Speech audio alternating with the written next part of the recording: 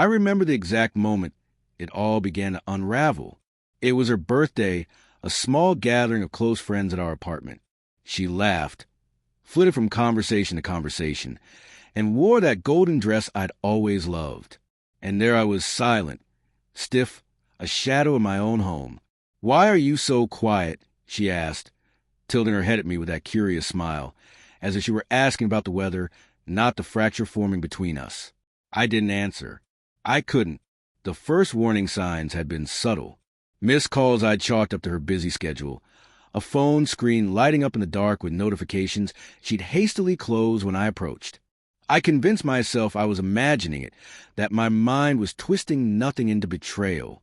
But deep down, something was off. The warmth of trust had started to feel brittle, like a glass about to shatter. Earlier that week, she'd been unusually protective of her phone, brushing off questions with a casual, "Just work stuff, don't worry." Yet, the way she tensed when it buzzed, the quick flick of her thumb across the screen, it spoke a language I couldn't ignore. Even the simplest excuses started to feel rehearsed. At the party, while she laughed and danced, I felt a tightness in my chest I couldn't name. Every touch she received, every whisper shared, felt like a knife tucked just under the skin. My friends noticed my silence, shot sympathetic glances, but I couldn't bring myself to explain that the betrayal was private, internal, waiting to bloom into undeniable reality. Then it happened. The message. I'd been reaching for a glass of water when her phone vibrated on the counter. My fingers, almost against my will, picked it up. Her face, radiant with joy and oblivious to my discovery, was the last thing I registered before the screen told a story I wasn't ready for. There was text from a number I didn't recognize, the kind that made your stomach lurch and your blood run cold. Flirtations disguised as casual words, plans disguised as coincidences.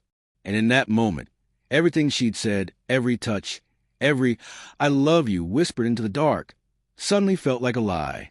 I watched her from across the room, the reality settling over me like winter frost. Memories. The quiet morning she held my hand, the laughter over burnt pancakes, the lazy Sunday afternoons. Every intimate moment now carried the ghost of deception. How could all of that coexist with this betrayal? I questioned myself, my judgment, even my own sanity. Was I reading too much into it? But the evidence was undeniable, unforgiving. When she noticed my withdrawal, she approached, her voice light, teasing even.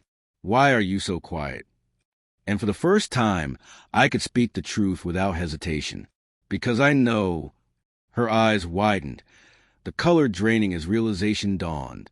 She opened her mouth, then faltered, words tangled with guilt and desperation. I didn't need to hear an explanation. I'd imagined it for nights, rehearsed confrontations in my mind, and even now, no confession could soften the jagged edge of truth. We sat in the quiet that followed, the party fading around us. I could see her struggle to justify, to reason, to explain choices that now felt like betrayals carved into the very foundation of us. And I saw myself, angry, heartbroken, but for the first time in weeks, clear. I didn't yell.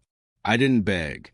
I let her speak, listened to her remorse and excuses, and then I stood.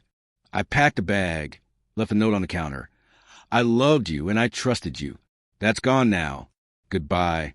The walk to my car was heavy, the winter night biting at my skin, but there was a strange relief in the finality. I realized betrayal doesn't always come with fireworks or dramatic confrontations. Sometimes it arrives quietly, in messages and glances, and leaves you to gather the pieces alone. Months later, I still remember the sting of her laughter at that party, the way it echoed in my mind as both a memory and a wound. But I also remember the strength I found in walking away, in reclaiming myself. Pain had been my teacher, heartbreak my guide. And in the aftermath, I understood some endings are brutal, yes, but they can also be liberating. I never saw her the same way again, but I saw myself, and that, more than anything, was worth everything.